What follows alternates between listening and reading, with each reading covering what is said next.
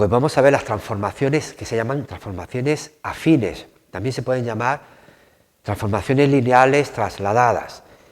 ¿Qué es una transformación afín? Una transformación afín que vamos a representar por la letra F, que es establecida entre el espacio vectorial, digamos, Rn y el espacio vectorial Rm, es aquella que tiene esta estructura, es decir, el transformado de un vector es el producto de ese vector por una matriz más otro vector.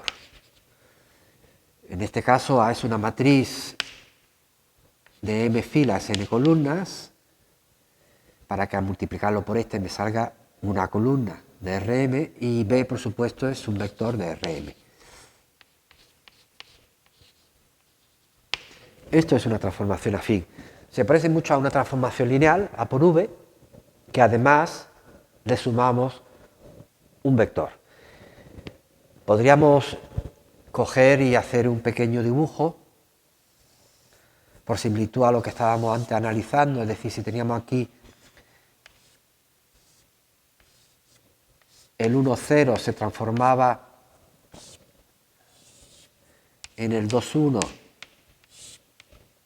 y el 0, 1 se transformaba, el 0, 1 se transformaba en el 1, 2, pues tenemos que todo esto originariamente se transforma en esto por medio de la transformación lineal A,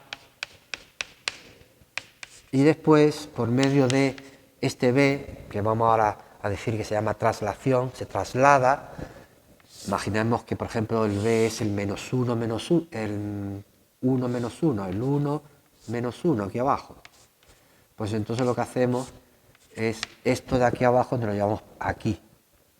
Y haremos igual, sería 2 para acá, 1 para arriba, y 1 para acá y 2 para arriba. Es decir, lo que realmente tendremos es este rombo desplazado aquí.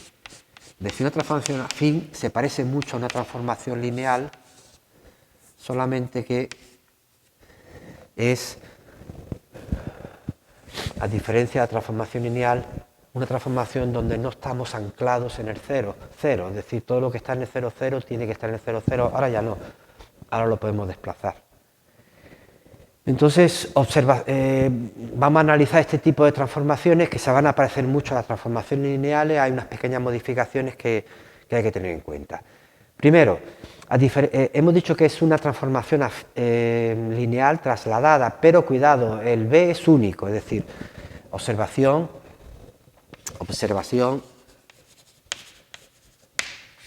B es único, es decir, no hay forma de representar la misma transformación afín con B's distintos, es único. De hecho, el valor de B es justamente cuando pongo aquí 0, es decir, f de 0 es A por 0 más B, es decir, es B. O sea, B es justamente f de 0. Por eso, pues puedo coger y definir dos cosas. Una, que es el vector este, que vamos a llamarlo vector traslación, y otra, la transformación lineal asociada. Es decir, podemos definir, dos cosas. Uno que va a ser el vector de traslación de la transformación afín. Por definición es B, que vale justamente f de 0. Y segundo, la transformación lineal,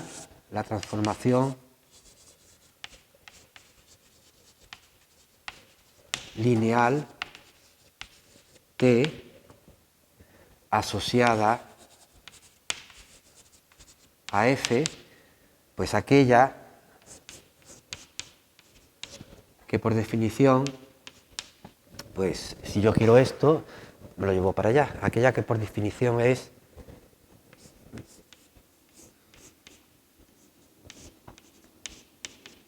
menos el B, que es f de 0.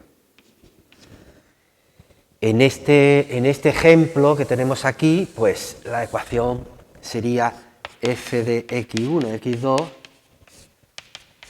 1, 2, 2, 1, x1, x2, más, y la traslación que sería 1 menos 1, 1 menos 1. Aquí esta es la matriz con respecto a la base, canónica de la transformación lineal asociada, con respecto a la base canónica, y este es el vector de traslación. Entonces el objetivo será siempre encontrar pues quién es la matriz con respecto a la base canónica de la transformación lineal asociada y quién es el vector de traslación para determinar pues la transformación afín que tengamos. Veremos que esto pues podremos utilizar las mismas cosas que hacíamos antes con las transformaciones lineales, las vamos a poder hacer aquí de la misma manera. Ahora os contaré cómo. Antes que nada, pues también comentar que la composición de transformación afines también es una transformación afín, siempre que puedan componerse. Por ejemplo, una primera que va de Rn en Rm y una segunda que va de Rm en Rp, en donde aquí está definida por medio de una primera matriz que sería de m fila n columna, y aquí tendríamos que esta está definida por medio de otra matriz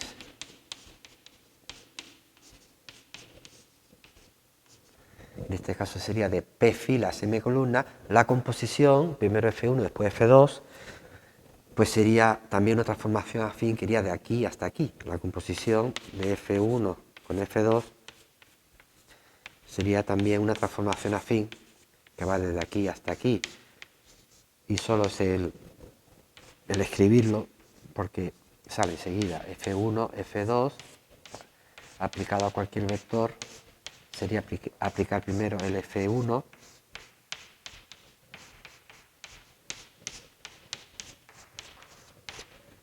y el F1 es A1V más B1 y el F2 es A2 que multiplica al A1V más B1 más B2. Entonces estos al final es A2 por A1, son dos matrices que van a poder multiplicarse porque están conformadas según el número de filas y el número de columnas multiplicado por V, más, y después este por este será un vector columna y este otro vector columna. Es decir, esto será el vector de traslación y esta será la matriz de transformación lineal asociada. La composición también es de transformación afines, también es una transformación afín. Bueno, vamos a ver ahora cómo podemos determinar en general una transformación afín cuando no me dan pues el valor de A ni me dan en general el valor de B. Vamos a enunciarlo por medio de un pequeño teorema. Pues sería determinación de una transformación afín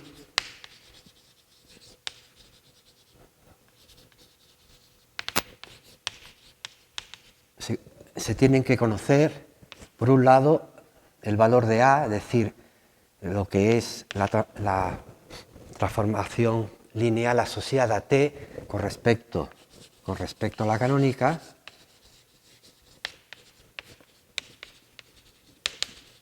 es decir, A, y se tiene que conocer el valor del vector que hemos llamado B de traslación. Bueno, pues tenemos un teorema que me va a permitir hacer todo esto de una forma muy sencilla. Teorema. Si se conocen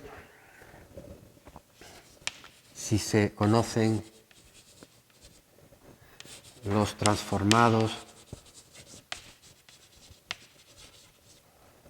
vamos a llamarlo así, f de v0, f de v1, hasta f de vn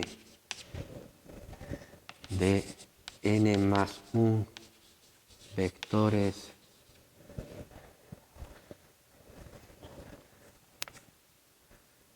v1, v0, v1, vn. Es decir, tenemos una transformación lineal de Rn en Rm, entonces si se conocen los transformados de n más un vector, es decir, un vector más que la dimensión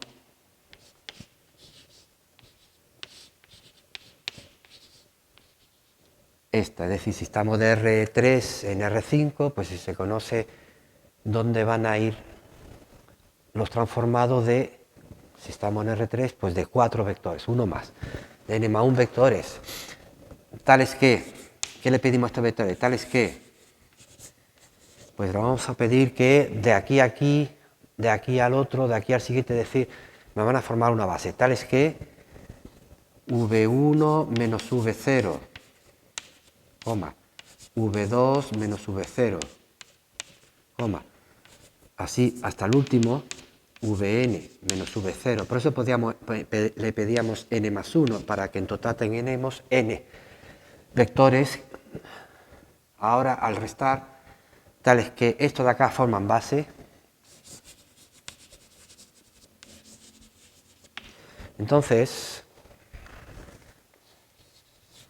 Entonces, ¿qué ocurre?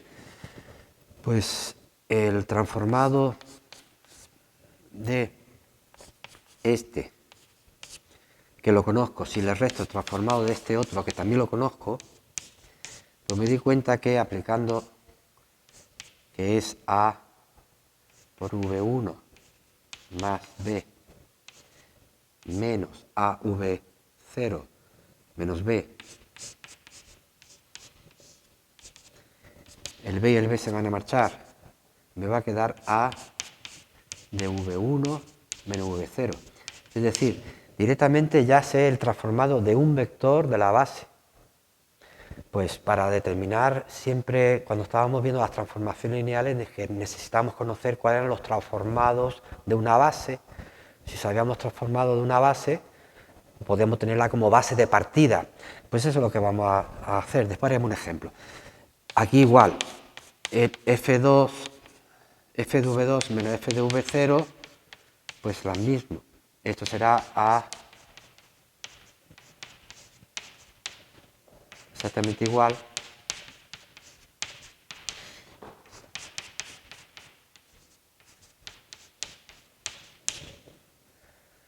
y así hasta el último, hasta el último.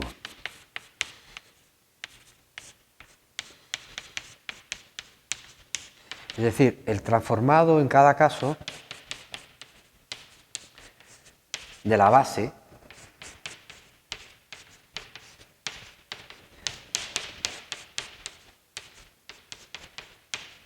está aquí, uno, otro. Los transformados vienen expresados por la diferencia entre este y este, porque esto lo conozco, esto me lo dan.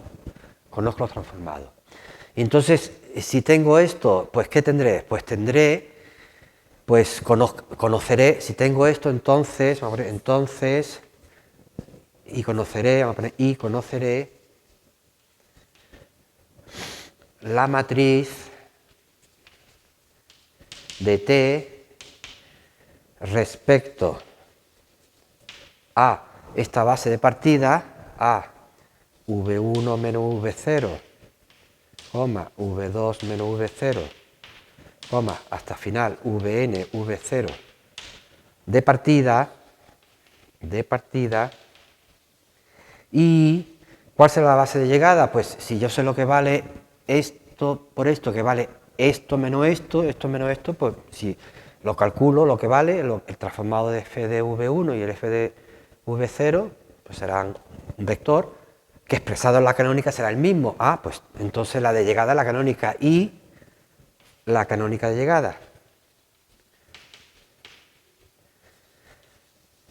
Es decir, si yo conozco dónde se transforma una serie de vectores, automáticamente, si tengo n más 1 vectores y además esos n más 1 vectores forman, como vemos aquí, una base De esta manera, entonces automáticamente ya tendré una matriz donde está la base de partida y la base de llegada a la canónica. Ya tendré que hacer solamente un cambio de base, hago el cambio de base y ya tendré la matriz que yo quiero, que es la A.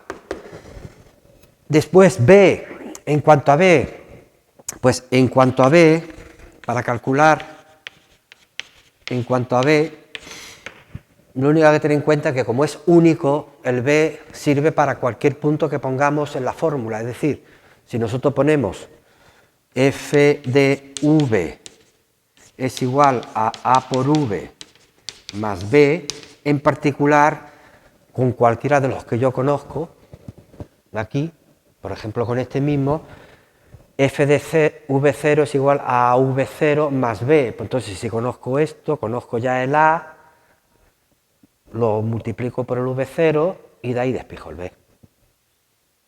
Vamos a un pequeño ejemplo en donde vamos a determinar con los datos que me dan, que son con esta estructura de este tipo, vamos a determinar cuál sería la fórmula de la transformación afín. Voy a borrar.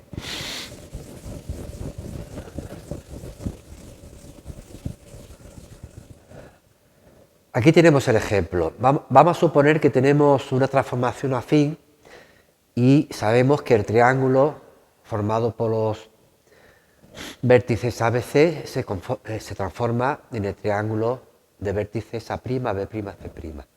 ¿Cuál sería la ecuación de esa transformación afín? Vamos a hacer un dibujo para tener una idea de lo que está sucediendo. Vamos a suponer que tenemos aquí el 1, el 2, el 3, el 1, el 2, aquí también aparece el menos 1.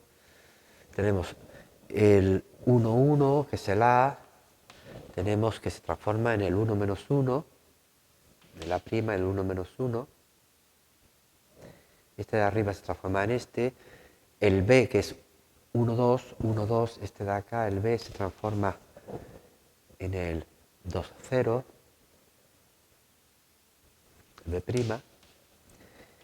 Y después el C, que es el 2, 2, este es el C, 2, 2, se transforma en el 3 menos 1, en el 3 menos 1, que está aquí abajo. Aquí tenemos un triángulo y este triángulo que parece que tiene la misma forma, pero que es un poquitín más grande, pero se dice que es un triángulo semejante, es el transformado. Esto parece que como si hubiese habido como un giro así y al mismo tiempo que gira se está expandiendo, porque fijaros, aquí tengo el AB, este segmento se ha convertido en el A'B', y este segmento al mismo tiempo que está como girando, se está estirando. Pues más o menos algo de esto está ocurriendo. Vamos a ver cuál sería la ecuación de esta transformación afín.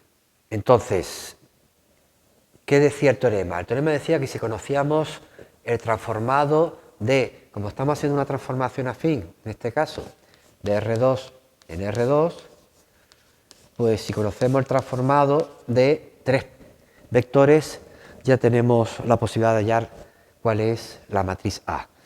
Pues eso lo tenemos aquí, tenemos transformado tres vectores, este se transforma en este en este y este en este, es decir, podemos escribir que el transformado del 1, 1 es el 1 menos 1, podemos escribir que el transformado del 1, 2 es 2, 0 y el transformado del 2, 2 es el 3 menos 1.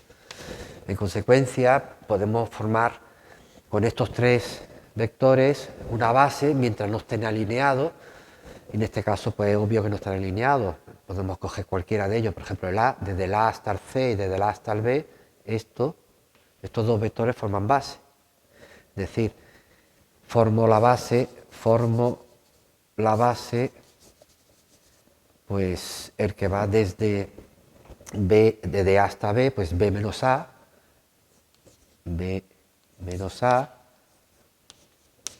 y C menos A.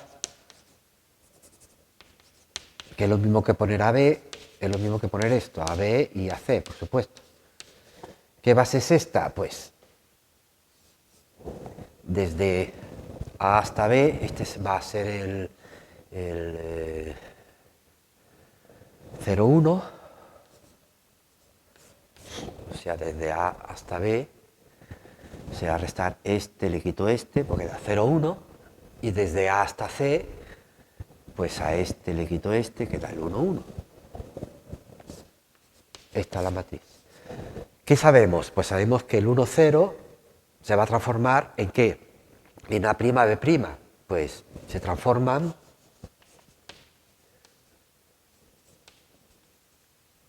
en A', B', A', C', que a su vez son por lo mismo que antes, es decir, A', B' sería este menos este, sería 1, 1.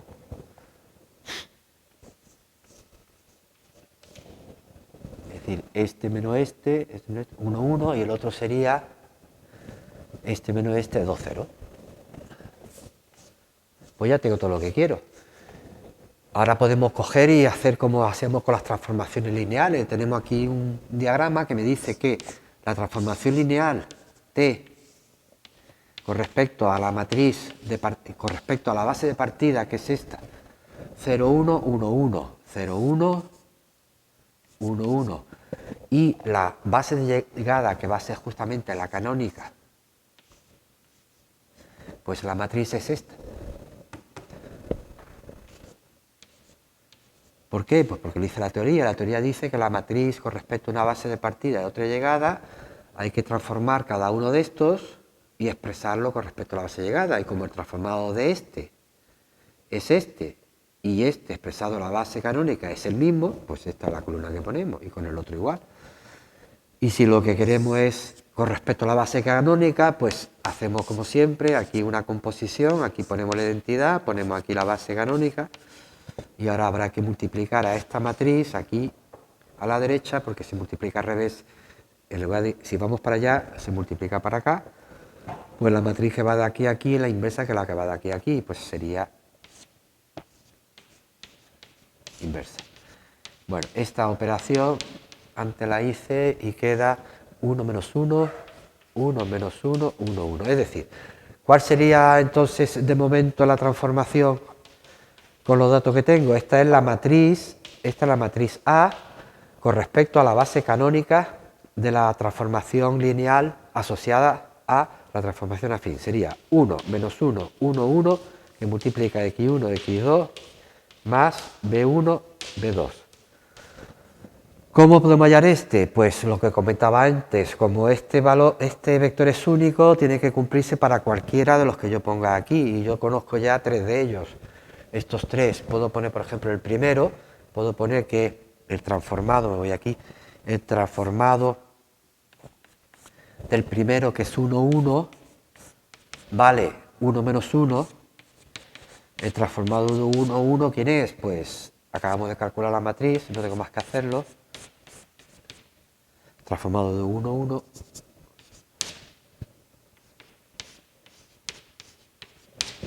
este es el transformado de 1, 1, tiene que ser igual a 1 menos 1, hago cuentas, entonces esto sería 1 y 1, 2, esto sería menos 1 más 1, 0,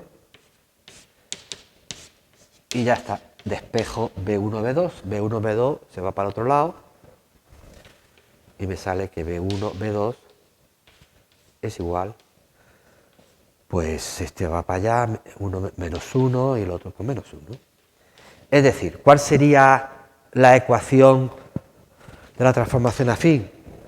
Pues definitivamente es esta.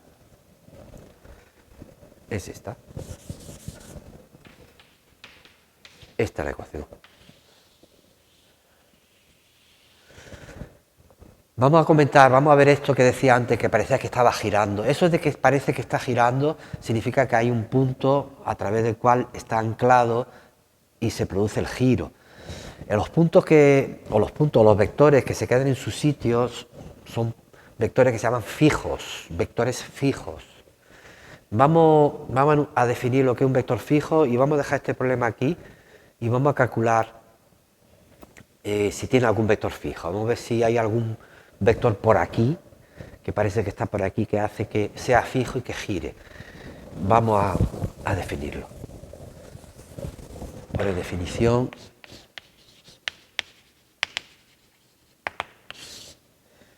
dada una transformación afín, V es vector fijo si el f de V es el propio V, es decir, se queda en su sitio.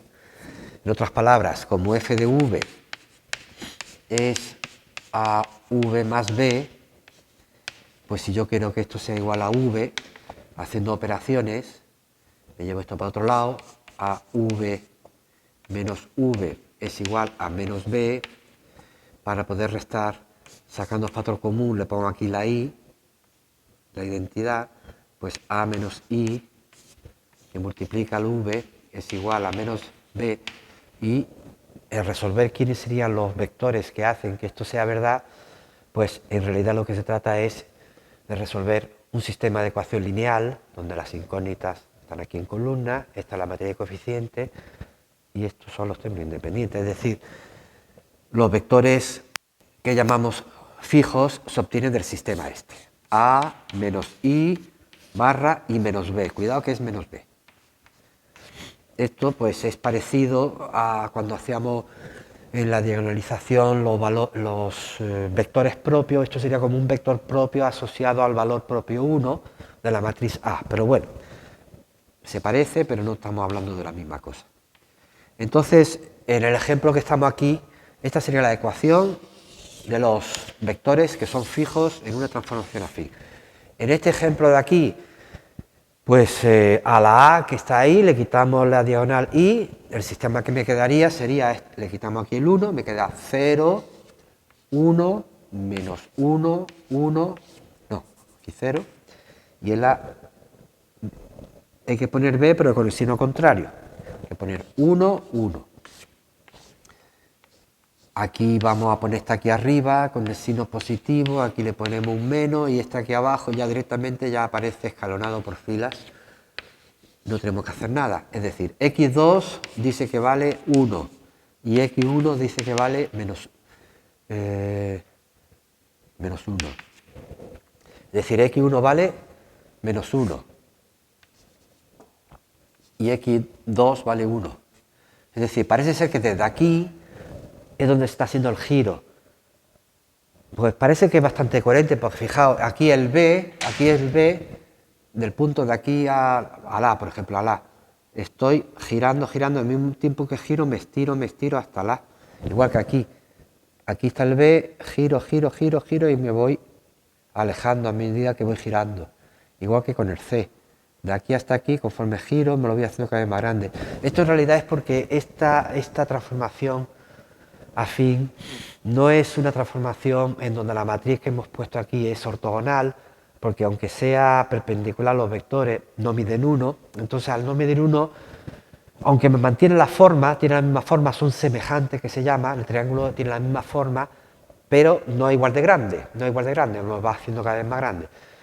El interés de las transformaciones afines, que es lo que vamos a seguir ahora viendo, es aquella donde aquí tenemos una transformación, tenemos una matriz que es justamente ortogonal, es decir, las columnas miden 1. Y vamos a ver cuáles son los casos que vamos a tener.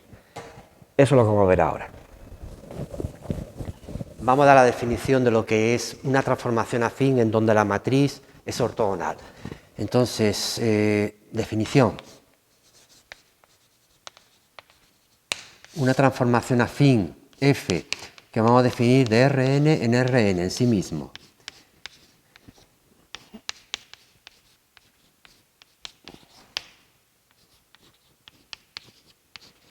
Se dice que es movimiento,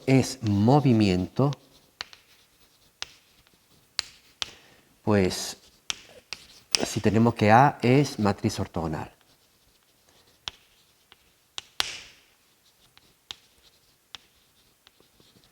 Entonces, puesto que la transformación afín, el movimiento, no es otra cosa que coger algo que habíamos llamado que era isometría y trasladarla, vamos a ver qué cosas van a poder aparecer cuando trasladamos justamente una isometría. Es decir, lo pone aquí, es una isometría trasladada.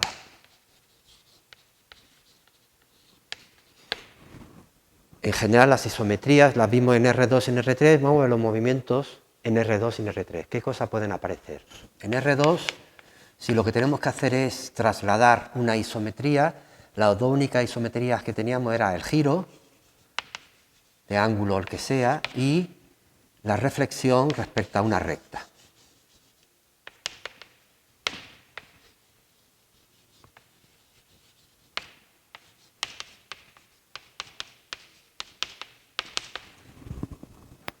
Vamos a hacer una traslación de un giro. Vamos a suponer que tenemos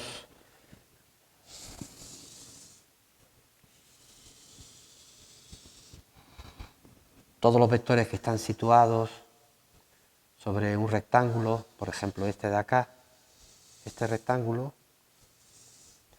los hemos girado un ángulo, y después nos lo hemos trasladado para arriba. Vamos a suponer que lo hemos trasladado aquí, este sería B, y lo que hemos trasladado, antes previamente lo habíamos girado, vamos a suponer que teníamos un giro, este de acá se convirtió en este, y tenemos aquí pues este rectángulo exactamente con la misma forma, el mismo tamaño, que es la consecuencia de haber hecho primero un giro. El ángulo del giro pues está aquí determinado, este es el ángulo del giro. ¿Qué obtenemos? Si todo lo que estaba aquí, ahora lo tenemos aquí, ¿esto qué es? No es un giro de ángulo, no es un giro de centro este, no es un giro. Si yo giro a partir de aquí todo, lo que está aquí no se me va a venir aquí. Pero sí es un giro, si os fijáis, porque esto de acá parece que lo hemos hecho así, lo hemos girado así. Hay un centro por ahí que hace que estemos girando. ¿Cuál será ese centro? Ya ahora no necesariamente como antes, el centro estaba anclado en el 0, 0, ahora el centro está en cualquier sitio, cualquier lugar. Por geometría se puede hacer haciendo lo que se llama la mediatriz, es decir, si por ejemplo este punto se ha convertido en este, entonces si estuviésemos haciendo un giro con un compás, pues el compás, si tuviese aquí el centro, tendría de aquí a aquí igual de largo que de aquí a aquí al hacer el giro. Entonces vamos a trazar esta línea, se llama mediatriz. La mediatriz es aquella recta que es perpendicular a esta, en este caso, a la mediatriz que pasa por la mediatriz respecto a dos puntos, es una recta perpendicular a la recta que pasa por esos dos puntos y que pasa por el punto medio, la mitad. Es decir, cualquier lugar que pondríamos el pincho del compás sería en algún lugar de aquí. ¿Dónde lo ponemos exactamente? Pues hacemos lo mismo, como hemos cogido este punto, podemos coger, este se ha transformado en este, pues vamos a coger estos dos.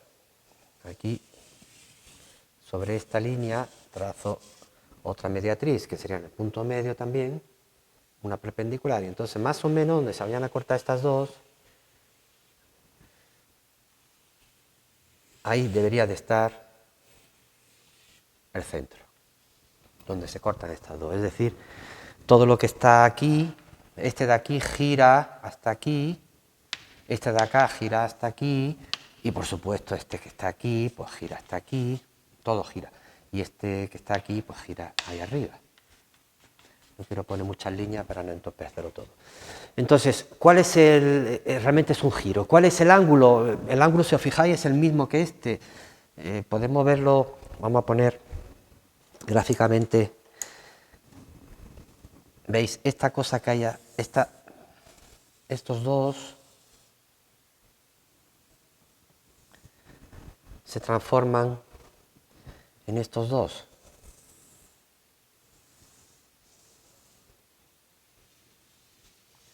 Entonces el ángulo realmente, el que va de aquí a aquí, este sería el ángulo. Este ángulo, porque es igual que este, gráficamente, esto que tengo que pintado aquí en rojo, aquí lo puedo poner un poco fuera para justificarlo un poquito mejor. Es decir, digamos, un segmento de este tipo, o dos segmentos pegados de este tipo, se van a convertir, después del giro, en estos otros. Entonces, la cosa es, ¿por qué este ángulo de acá, coincide? Porque este ángulo coincide con este. Pues en realidad, si os fijáis, aquí si yo hago una paralela, como es paralela esta, este ángulo es igual que este. Entonces, ¿por qué este ángulo es igual a este? Pues porque a su vez, si yo trazo aquí la prolongación, como esta y esta es paralela, pues a su vez este ángulo que yo señalo así es igual que este de acá también. Entonces, pues ya, como los tres suman 180, este y este suman 180, y está claro que este es el mismo que este, esta misma forma al girar se ha permanecido integrable. Pues entonces, este más este 180, entonces esta es la fuerza igual que este. Y como este era este, pues estos ángulos son los mismos. Una manera de verlo geométrica, que no la única. El caso, lo importante es eso que quería comentaros, que este ángulo es el mismo ángulo. En consecuencia, lo único que tenemos que hallar es justamente el único punto o el único vector que no se ha movido, y justamente el único vector fijo, ese va a ser el centro de giro. Es decir, si hacemos un giro, si tenemos un giro y lo trasladamos, pues tenemos otro giro cuyo centro será su único punto o su único vector que ha quedado fijo. Vamos a ver qué pasa ahora con las reflexiones, si movemos las reflexiones. Borro. ¿Y qué pasa si traslado ahora una reflexión? Es decir, en el caso de estamos en R2, traslado el traslado de una reflexión. Pues va a depender del vector, de la forma en que lo vamos a trasladar. Vamos a suponer que vamos a poner un ejemplo gráfico que se ve muy claro. Yo tengo aquí originariamente una recta, que sería la recta que antes hemos llamado AX1 más BX2 igual a 0. Y entonces sobre ella originariamente hago una reflexión y después la traslado. Entonces vamos a poner aquí de colores distintos lo que tengo antes y después de reflejarlo. Por ejemplo, esto antes de reflejar vamos a ponerlo de color azul. Vamos a tener aquí, por ejemplo, una figura así que tenga este aspecto. Y una vez después que lo hemos trasladado, esta figura se ha convertido en algo que vamos a poner de color rojo, que es esto.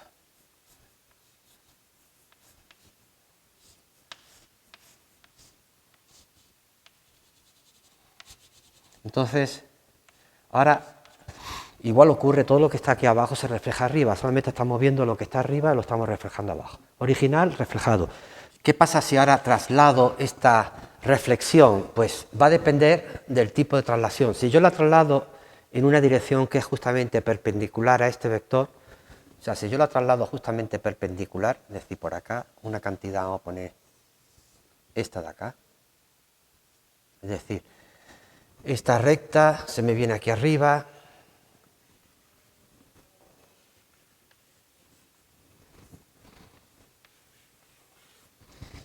y si os fijáis,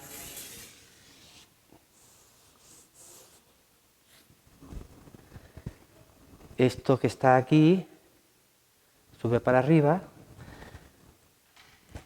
con lo cual obtendré aquí abajo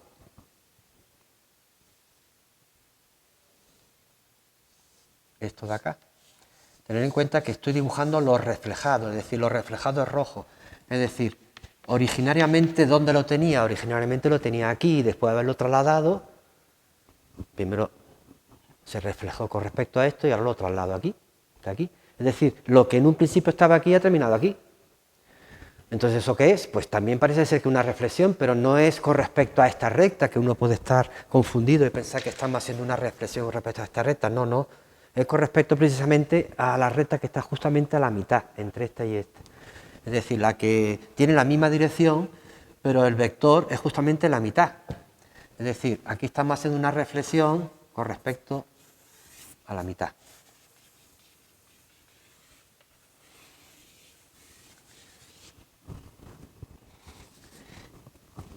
Justamente la mitad.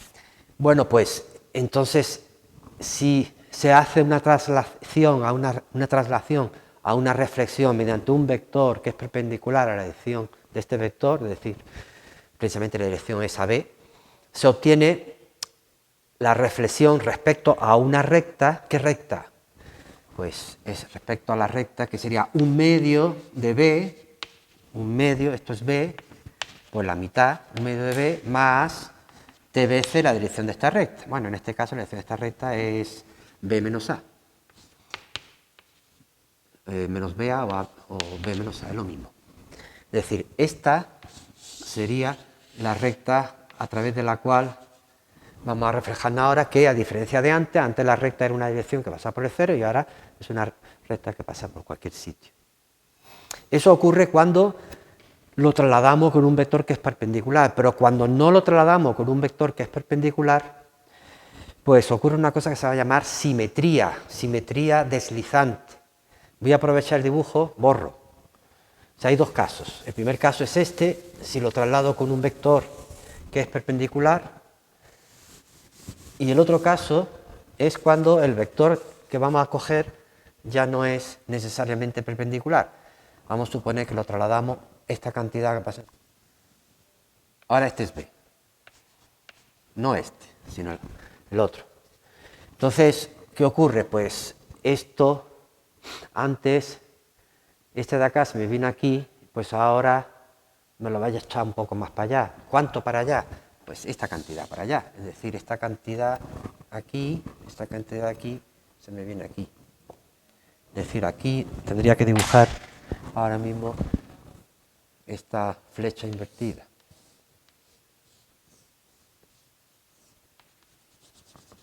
Es decir, lo que originalmente tenía aquí, ahora está allí. Es decir, parece ser que se ha reflejado, entre comillas reflejado también respecto a la misma recta que antes, la mitad, la que está en el punto medio de estos dos, la que está en medio de ellas dos, pero al mismo tiempo se ha desplazado para allá, se ha deslizado. Por eso se llama una simetría deslizante. Simetría deslizante. Es, pues, lo que casi siempre va a salir, porque cuando le sumemos a una reflexión cualquiera, le sumemos un vector, pues a no ser que tengamos la suerte de que sea perpendicular, entonces será una reflexión de verdad, pero en general será una reflexión deslizante o simetría deslizante, que es lo mismo. Y bueno, todos estos elementos se pueden calcular, cuánto se ha deslizado, de qué manera se puede saber cuánto vale esto, pues se puede hacer la proyección de este vector sobre la dirección de este, que es la misma que esta. Es decir, esto, ¿cuánto se ha desplazado para allá? Pues sería la proyección de este vector sobre esta dirección, que es lo mismo que esta. Si se preguntara. Entonces, aquí hay dos casos. ¿Qué diferencia hay entre uno y otro? Pues en el caso anterior, que es de verdad una reflexión con respecto a esta recta, hay una serie de puntos que son los que están en medio, una serie de vectores que están en medio que se van a quedar en su sitio, si tiene una recta de vectores fijos. Pero en este segundo caso, si os dais cuenta, el que está aquí también se desplaza para allá. Entonces no hay ningún punto, ninguno que sea punto fijo, no hay ningún vector que se quede en su sitio, vector fijo. Y no hay más casos, es decir, un giro propiamente dicho, una simetría o una reflexión propiamente dicha, o una simetría o reflexión deslizante que se llama. Bueno, aquí también comentar que la recta esta es la misma, es un medio de lo que vale B, es decir, pasa por la mitad también, ¿veis? Pasa por la mitad, un medio de B, más T veces la dirección de la recta originaria, en este caso era menos BA. Bueno, pues visto esto, vamos a resumir todo esto y vamos a hacer una clasificación de todos estos tres casos. Clasificar o en todo caso identificar qué tipo de movimiento vamos a tener sin necesidad de tener que hacer los dibujos, solamente valiéndonos de las ecuaciones.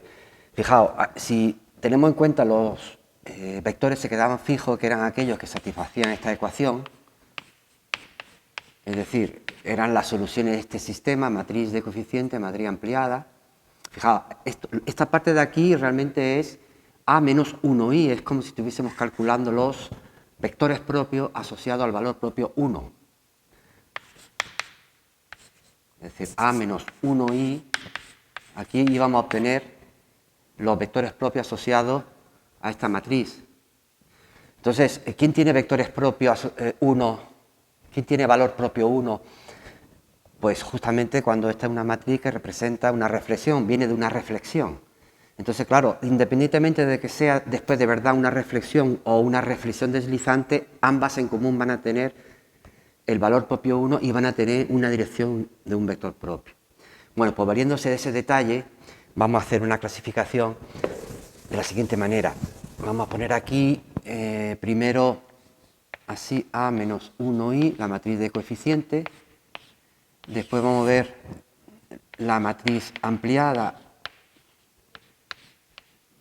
que va a dar los puntos fijos, los vectores fijos, y atendiendo al número de escalones, es decir, el número de soluciones que tiene el sistema, pues veremos qué tipo de movimiento va a ser. En el primer caso, si este tiene 2 escalones y este que también no puede tener más de 2 ni menos, en este caso 2 escalones, pues la solución es única y nada más que tiene un único punto fijo, un único vector fijo, pues está claro que esto, el tipo movimiento no puede ser otro que un giro respecto, con centro esta solución única, giro con centro la solución única, y el ángulo, pues como antes se determina directamente a partir de la matriz A. El ángulo se determina con A. Después, si tenemos aquí que el número de escalones es 1, pero este sigue siendo 2, entonces no tiene soluciones el sistema. Pues ese es un caso típico, no tiene soluciones, pero sí tiene una dirección que me va a determinar el valor propio 1 de esta matriz, significa que esta matriz viene de una reflexión, pues entonces si no tiene soluciones estamos haciendo una reflexión deslizante. Sin solución, entonces es una reflexión deslizante. ¿Sobre qué recta se desliza? Pues sobre la recta, pues como antes vimos, un medio de b más t por v, siendo v el vector propio asociado al valor propio 1, siendo v vector propio de lambda igual a 1.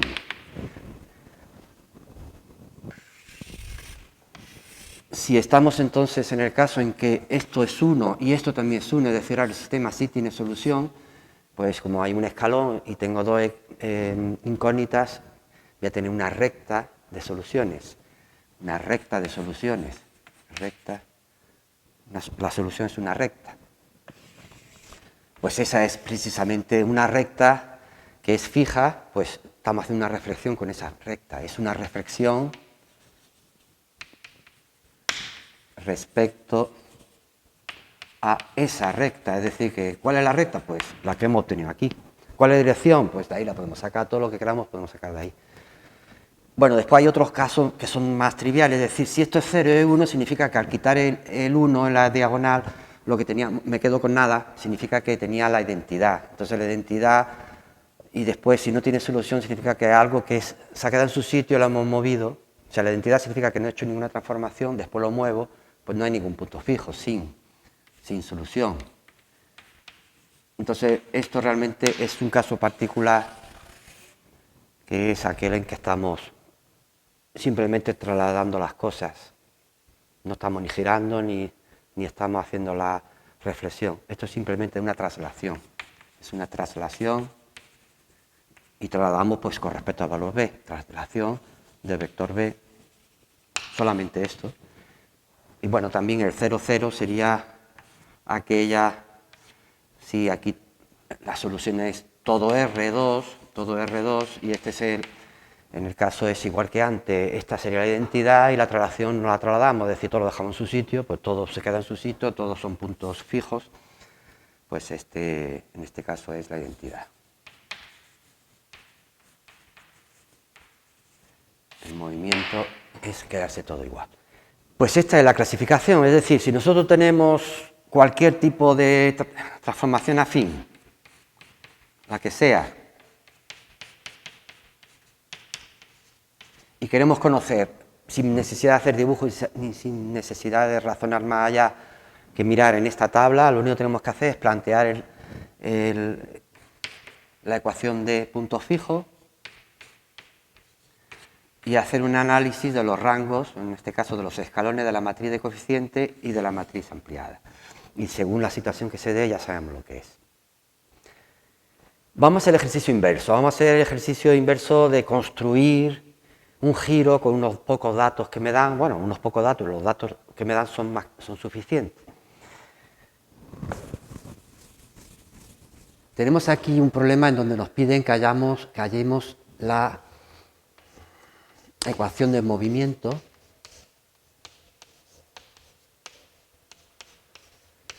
que me dicen que es un giro y la información que me da es solamente dónde se transforman estos dos puntos, que se transforman respectivamente en estos dos. Entonces, para hallar la ecuación de movimiento necesitamos conocer primero quién es la matriz con respecto a la canónica de la transformación lineal asociada a este movimiento, que es la A, y después calcularemos el valor del vector de traslación B. Para calcular la A, si tenemos la información de donde se transforma una base, pues ya puedo hacer un cambio de base y saber cuál es con respecto a la base canónica. Entonces, de entrada tengo aquí ya un vector, este de acá, el vector AB, que se transforma en vector A'B', es decir, el vector AB puede ser considerado el vector primero. El primer vector de la base V1 es AB, que es, pues desde A hasta B sería 3, 4. El 3, 4 se transforma en A'B', que es 7 menos 4, 3, menos 2, menos 2, menos 4, 3, menos 4. Es decir, aquí ya tengo la información donde se transforma un primer vector que puede formar este junto con otro una base. ¿Quién puede ser el segundo vector? ¿Quién puede ser el segundo vector? Bueno, el hecho de que esto sea, efectivamente, me lo están diciendo el problema, un giro, pues me obliga a girar todo. Vamos a poner aquí la situación. Este vector de acá, que es el 3, 4, 3, 4, este vector de aquí, el 3, 4, el V1, que es el 3, 4, ha girado, vamos a poner otro color, ha girado al vector 3 menos 4, es decir, se ha ido al 3 menos 4, se ha ido aquí abajo. Es decir, este sería el transformado de V1. Pero cualquier vector que podamos considerar gira de la misma manera que este, es decir, uno que sea perpendicular a este, que podemos calcularlo fácilmente, perpendicular a este de acá, pues tiene que girar igual que este, de la misma manera, tiene que girar así. Es decir, de la misma manera que este se viene aquí, uno que hay aquí se tiene que venir por acá. ¿Cuál sería este de aquí perpendicular? Pues para coger el perpendicular a este podríamos coger el menos 4, 3, es decir, el menos 4 y 3. Este sería el menos 4, 3, no confundamos con esto de antes, el menos 4, 3, pues este va a ser el V2. Ya tengo una base, ya tengo este y este. Y yo sé dónde va este necesariamente tiene que ir también como el otro. Tiene que ir justamente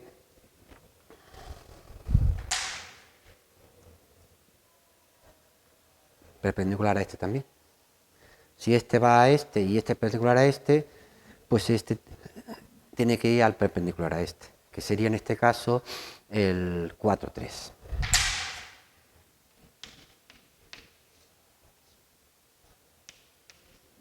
No nos confundamos con tantos 3 y tantos 4 que aparecen por aquí. Es decir, este es el transformado de V2. V2 transformado de V2. V1 transformado de V1. Es decir, el V2 sería el vector que hemos dicho que es el menos 4, 3. El V1 y el V2. Entonces ya podemos hacer un cambio de base. Podemos poner R2 aquí, R2 aquí, aquí R2, y razonar de la siguiente manera. Es decir, tenemos una base que es V1, V2, formada por estos dos vectores, el 3, 4 y el menos 4, 3. base de la que sabemos dónde se van a transformar por medio de la transformación. Sabemos que el 3, 4 se transforma en 3 menos 4, y el 3 menos 4 escrita en la base canónica, pues la base canónica de llegada, escrita en la base canónica es ella misma, 3 menos 4. Y después, el menos 4, 3 se transforma en, el menos 4, 3 se transforma en 4, 3. 4, 3 escrito en la base canónica es 4, 3. Pues la segunda columna de esa matriz es esta. Es decir, la matriz que va de aquí a la canónica es justamente esta, la matriz de la transformación lineal asociada, es decir, de la A. La transformación lineal asociada que va con esta base de partida a esta base de llegada es esta. Y si yo lo que quiero, la matriz con respecto a la base de partida, que es la canónica, y la de llegada, que es también la canónica, pues hago la composición de esto con esto, en el sentido inverso, es decir, la que va de aquí a aquí se escribirá aquí. ¿Cuál es la matriz que va de aquí a aquí? Pues la inversa de la que va de aquí a aquí, es decir, 3, 4, menos 4, 3, inverso. Pues esta multiplicación me va a dar la que queremos. Total, hacemos cuentas y antes las tenía por ahí hechas y lo que os va a salir es menos 7 partido por 25, menos 24 partido por 25 y después 24 partido por 25 y menos 7 partido por 27. Es decir, esto efectivamente corresponde a un giro porque el determinante va a salir 1 y eso es una matriz efectivamente ortogonal. Ahora, me falta calcular esto, es decir, de momento la ecuación me ha quedado de esta manera, me ha quedado que el transformado de x1 a x2 por medio de, o sea, el giro de x1 a x2 sería menos 7 partido por 25, menos 21 partido por 25, 24 partido por 25 y menos 7 partido por 25, x1, x2 más, vamos a poner b1, b2, b1, b2. Entonces ahora el cálculo de este vector b1, b2 lo podemos hacer con la información que tenemos, cualquiera de ellas, es decir, que por ejemplo el A se transforma en el A', pues vamos a seguir aquí. Esto de aquí es un 4, no es un 1, un 4.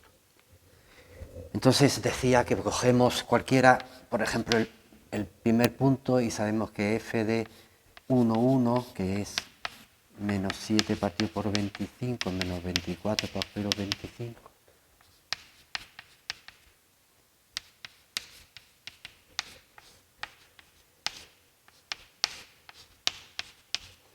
Esto tiene que ser igual al transformado, que me dice que es el 4, 2. Bueno, pues se hacen operaciones este por este, se lleva al otro lado, y resulta que B1, B2 es justamente, lo tenía hecho antes, 83 partido por 25 y 81 partido por 25. Es decir, ese es el vector de traslación. Ya tenemos la ecuación entera. Ya sabemos lo que vale la matriz con respecto a la base canónica y ya sabemos lo que vale B. Ahora, esas dos cosas que me pide el ángulo de giro y me pide el centro. El ángulo de giro lo podemos calcular con la matriz, ahora lo haremos. El centro es el único punto fijo, el único vector fijo, es decir, el centro es la solución del sistema A menos 1i menos b. Del sistema, esta es la matriz coeficiente, matriz ampliada. A, que a la diagonal le quitamos 1, que da menos 7, menos 25 es menos 32 partido por 25. Aquí sería 24 partido por 25, menos 24 partido por 25, y aquí menos 32 partido por 25. Y aquí menos b, hay que poner este mismo con signo contrario, menos 83 partido por 25 y 81 partido por 25. El menos también. Antes este sistema, que tiene que salir solución única, 1, 0, 0, 1. Después de haber escalonado por fila reducida y lo que salía era 581 partido por 200 y 83 partido por 200. Justamente, este es el centro. Dibujado pues sería casi 581 por 200, casi 3, estaría por aquí, y el otro un poquito menos de 0,5, este sería más o menos el centro.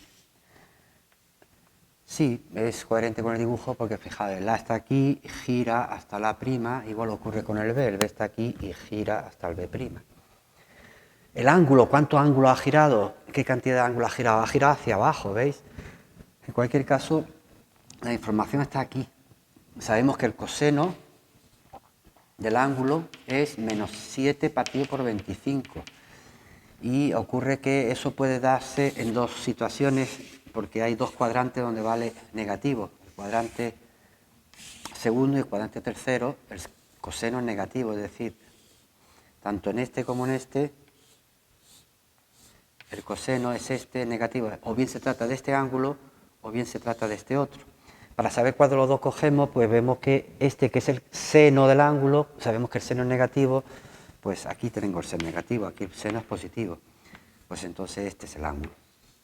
¿Cómo podemos saber cuánto es este ángulo? Pues cogemos la calculadora, decimos el arco cuyo coseno resultó ser menos 7 partido por 25, la calculadora siempre nos va a dar el de arriba. En este caso es 1,85 radianes los que ha salido. Radianes. Entonces la solución, poner en algún lado, solución, el ángulo de giro es menos 1,85 radianes, menos 1,85 radianes. De hecho, hemos girado así. Cuando se gira así es ángulo negativo, cuando se gira en el sentido contrario a la aguja de reloj es ángulo positivo. Pues este es el ejercicio.